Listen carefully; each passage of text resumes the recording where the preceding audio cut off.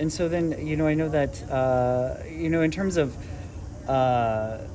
when you're looking at, the university in the future and trying to kind of appeal to students, do you see this as, beneficial in terms of trying to market the university? Absolutely. Students, when they come to campus, they want to see spaces that will serve them well, that will give them exposure to cutting edge technology, will give them pleasant and efficient areas to study, do their work, that they can actually see that they can have a meaningful undergraduate experience and a chance at undergraduate research opportunities in a place like this. I've had a couple of students come through this fall, this summer, that were, they're juniors in high school, and they said, well, these science facilities are second to none of the other schools that we've visited that may have more national reputations. So it's going to make a difference. And so I know that as the university has is dealing with budget challenges and enrollment, people may be wondering who aren't, I guess, quite as familiar as how budgets are conducted. How can the university be spending this amount of money on this building when they're looking at staff layoffs? Yeah. Well, two separate sources of funding. What the legislature does is approves the state borrowing to support academic buildings. So it's a completely separate budget. It doesn't have anything to do with our operational budget. Sure.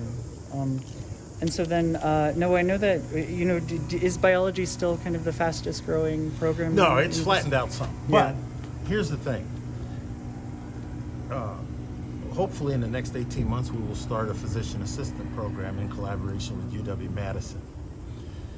Part of that will be the opportunity for our own students to do accelerated study through our biology program and into the physician assistant program.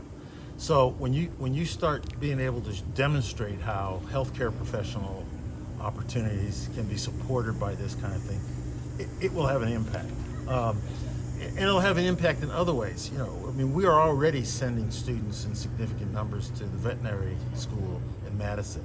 This is a facility to help support that kind of activity too. Sure. And so then, I guess, if you, had to, I guess, summarize why is this important for students?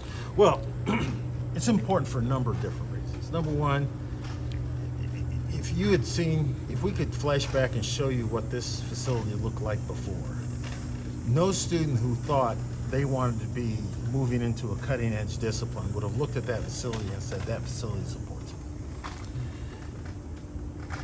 Our students are going to have to grow and adapt once they leave here. This facility shows them how they can do that. It's going to expose them to the kinds of things they will have to learn how to do as their careers evolve down the line.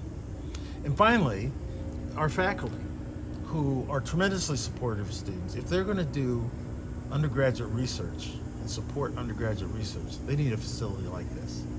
Our students, who, whether or not they want to go to graduate school or not, that kind of experience is critical to their learning experience on the campus. Sure. And then just last question. So when will Sesquicentennial Hall be completed? We're thinking we'll be able to move in about a year. Yeah, so it's right on schedule now, as you see over there. So we're pretty excited about that. Good. All right. Well, thank you. Appreciate it. Okay, thanks, Bennett.